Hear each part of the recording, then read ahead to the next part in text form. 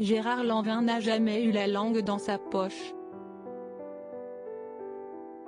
L'acteur septuagénaire était en verve hier soir sur France 5 dans C'est à vous.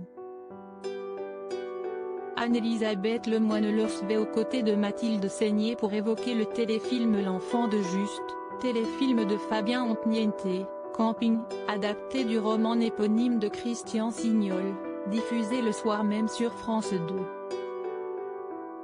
L'ancien compagnon de Dominique Kilikini s'est ouvert au sujet de la situation dramatique en Ukraine et la folie meurtrière de Vladimir Poutine, une personnalité politique qu'il exècre par-dessus tout.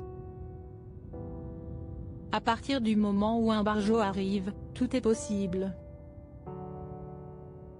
Poutine est incontrôlable, comme Hitler l'était, on a affaire à de l'horreur, à de l'enculerie humaine. On sent l'émotion poindre dans le regard de Gérard Lanvin, caché derrière des verres fumés. L'acteur poursuit, la preuve, il est incontrôlable comme l'était son prédécesseur à cette époque-là. Les enfants de Juste, fiction d'époque située pendant la Seconde Guerre mondiale, trouve même une étrange résonance avec l'actualité. Le devoir de transmission nous l'avons eu par nos parents, aujourd'hui on a l'âge de supposer qu'on doit le transmettre à des générations qui sont au courant de peu de choses finalement avec cette époque.